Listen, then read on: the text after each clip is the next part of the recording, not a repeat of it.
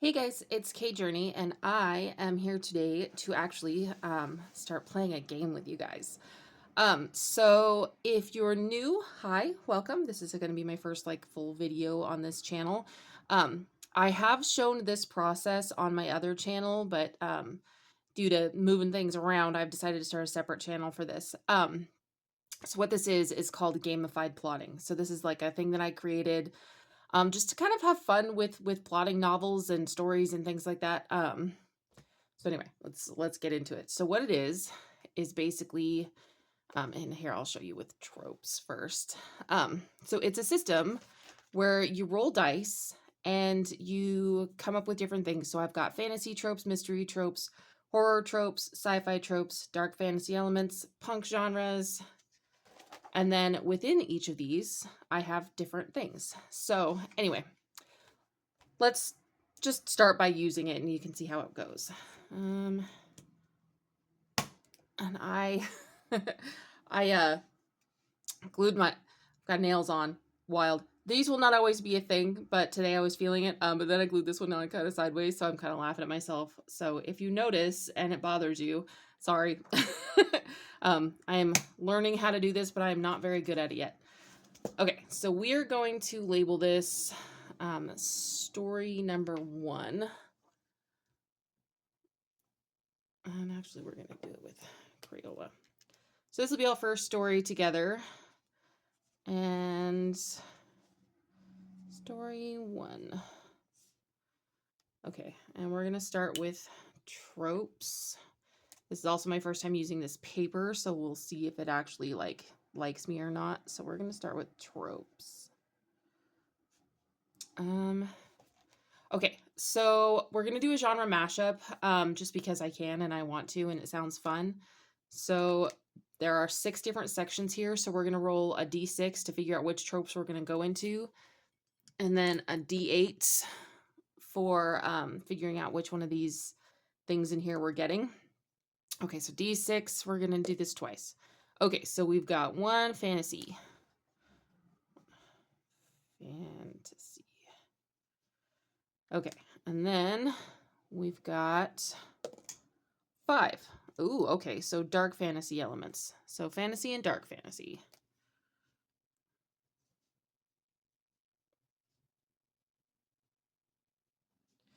I think maybe I want to do it one more time because I can decide this.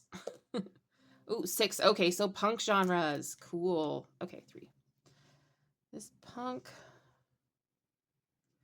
All right. So now we get to decide within the genre which different trope I'm going to be using. So we're going to do fantasy tropes.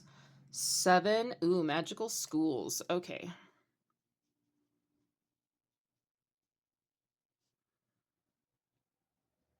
If you can read my terrible handwriting. Okay, and then we're going to do in dark fantasy 7 again. Let's go 4. Oh, cults. Ooh. Okay, and then for punk genre 7 again. We're going to go with myth. Okay. Myth. I don't want to do myth. This is the fun part about this game is that I get to roll until I get an answer that I like. 4. Diesel punk. Ooh, I like that one. Okay. Diesel punk. All right. Okay, so now that I know kind of which tropes I'm working with in from a macro point of view, now I'm adding in kind of the micro point of view. So make sure that's centered on there. So for each of these, I'm doing a D4 to kind of narrow things down. So for our fantasy, this is fantasy, we're doing magical schools. Okay, so 1. Okay, so it's a magical boarding school.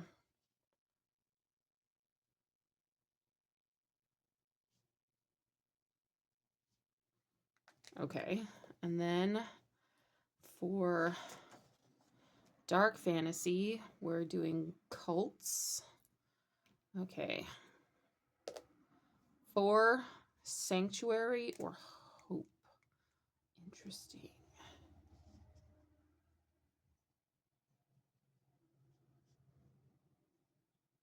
Okay. And then for diesel punk genres, diesel punk. Going 3. Ooh, wartime setting. All right.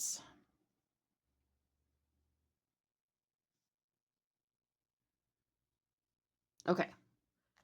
So what this is it's a place to jump off from. So what I can do, now that I know exactly what my dice have told me I am planning on doing, now I can take these tropes and I can kind of play with them a little bit. So if we're looking at a magical boarding school,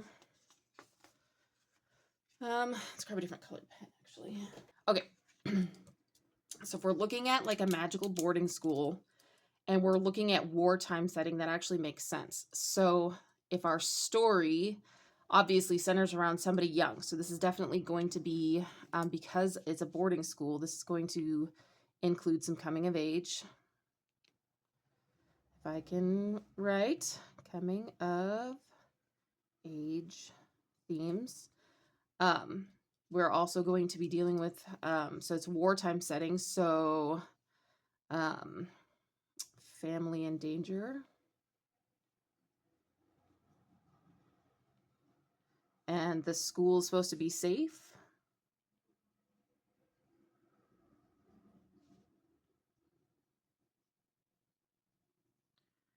Now I can take this 2 different ways. So I can say the cult has infiltrated the school, which feels very appropriate for somebody who lives in the US right now. um, or I can say that the cult is outside the school and is trying to get in, but that feels very Harry Potter. So I'm thinking what we're going to do is we're going to have the school is run by cult. Yeah, I think I like that idea. I like the idea of having the school like have like a cult underground. So underground. Like behind the scenes pulling strings.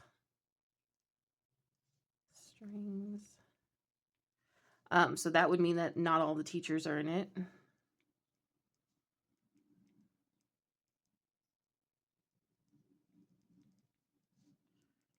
But enough to make it dangerous. And then we're looking at diesel punk. So we're looking at we're looking at cars, we're looking at races, we're looking at like kind of a grimy feel, lots of chemicals.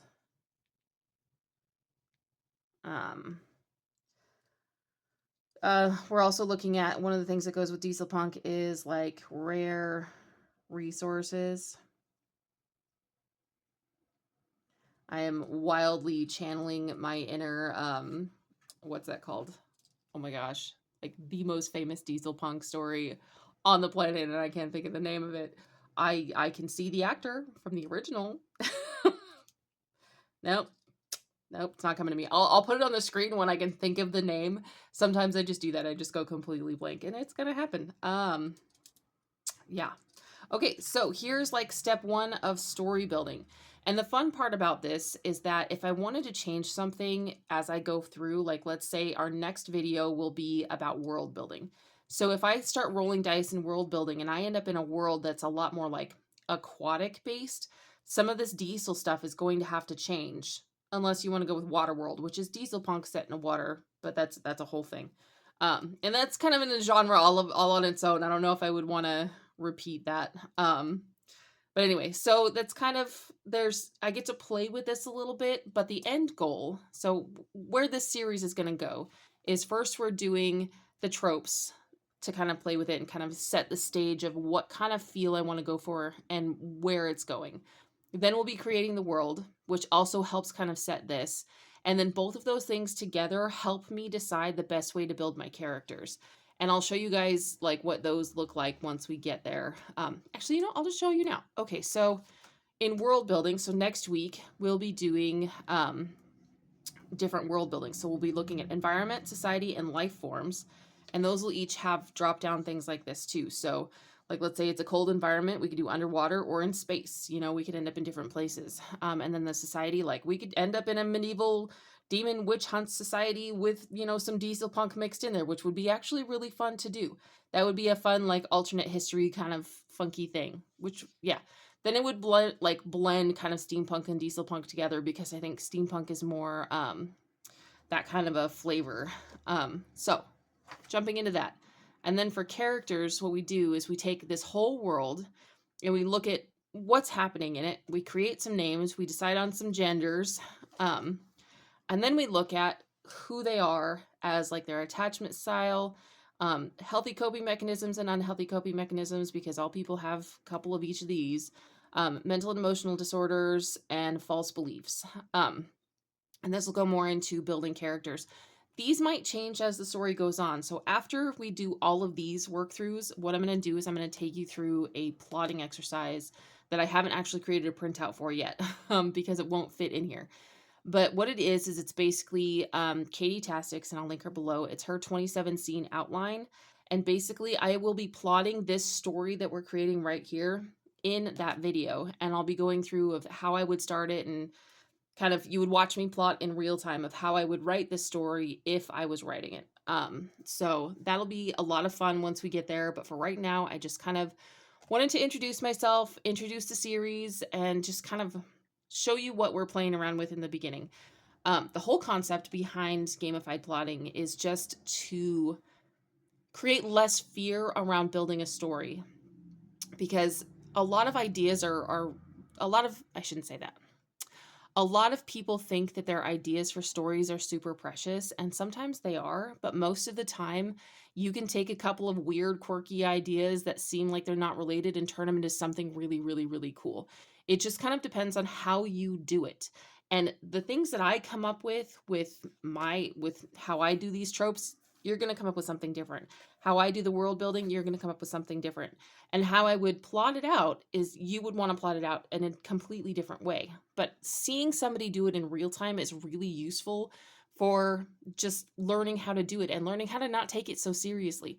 Because half the time when I plot, I'll figure out the whole plot line. In fact, I'll do way more than 27 scenes. I'll actually end up doing like something like 100 scenes. And I get to about scene 40 and I replot the rest of the book all over again, because something's changed. Something major has usually changed. And then that'll happen again at scene 70.